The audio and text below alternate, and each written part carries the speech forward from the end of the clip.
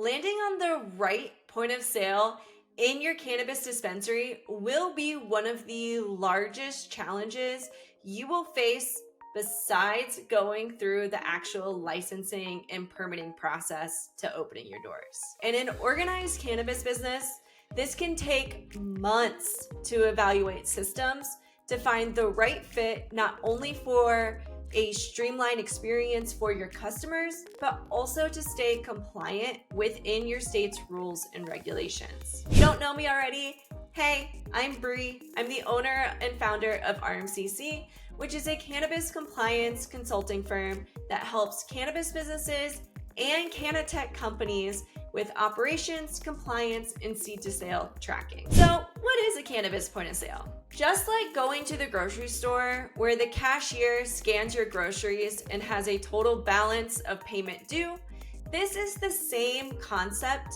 but much more complex. How? Well, we'll get into that. Usually, people use the acronym POS when referring to the point of sale. And no, I don't mean a piece of shit.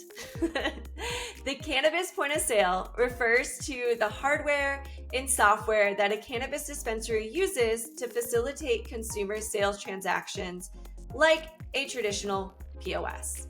But it comes with an added layer of compliance safeguards the business needs to adhere to in order to compliantly and safely sell cannabis to medical patients or to adult use customers. Well, it's supposed to keep you in compliance if the tool has developed the safeguards needed for your specific state. So cannabis point of sale systems are supposed to help with staying legally compliant, managing your inventory, tracking sales, predicting consumer demands, accepting cashless payments. But here alone is an entire topic onto itself. So click this video right here to take a look at an interview I did with an expert from PayPal and her experience in cashless payments in the cannabis industry. POS systems are also supposed to manage multiple locations, generate customer insights, enhance bud tender performance, run loyalty programs and online menus and maybe even e-commerce, and also monitoring and managing discounts, also while having cash management.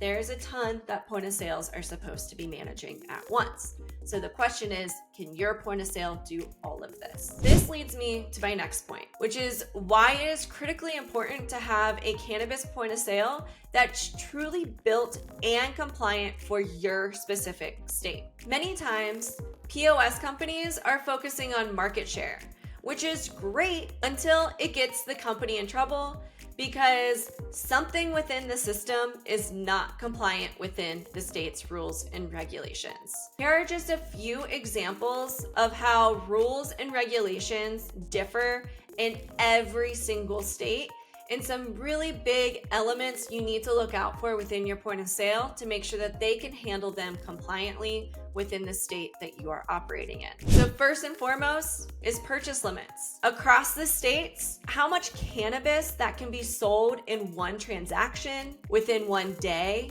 or even within a rolling 30-day period is tracked. Again, dependent on the state. And where it gets tricky are things like edibles, concentrates, and other manufactured goods.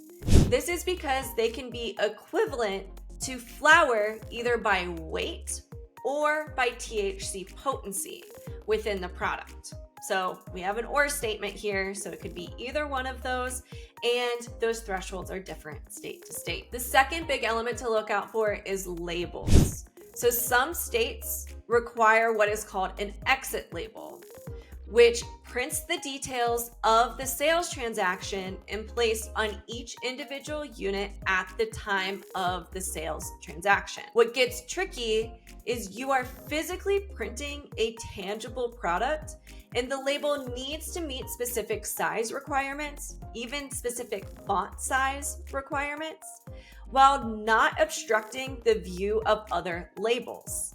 Essentially, labels are very sensitive to dispensary workers. And the reason for this is because a lot of times this is something regulators will look out for when they're on site doing an inspection of the dispensary. The next big element to take a look at is batch tracking.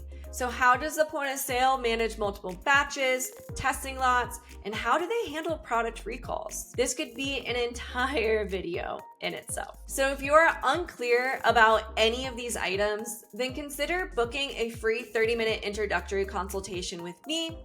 And within 10 hours of working together, I've worked with a ton of clients across the nation. They have had a complete roadmap on how to expand into new states, the common obstacles to look out for, and the pitfalls to avoid while they're developing their software solution.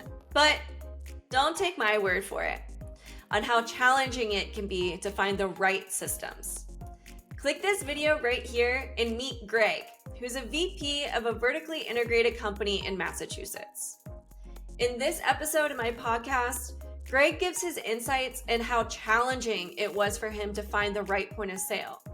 He thought he made the right decision, but in his own words, you don't really know what you know until you know. And within a few short years into the brand new business, they migrated the entire company to a brand new system, which can be very overwhelming. I've seen it across the nation hundreds of times.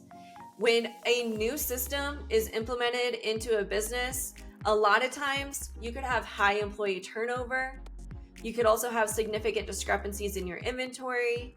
And overall, everyone is just learning a new system, which will impact your customers' experience and your team's morale. So if you want to learn the right way to pick the right point of sale, prepare your business for implementation, and begin training your team, give me a follow on Instagram at RMCC_Canna Consulting, where I provide nearly daily tips on the best practices of running a cannabis business.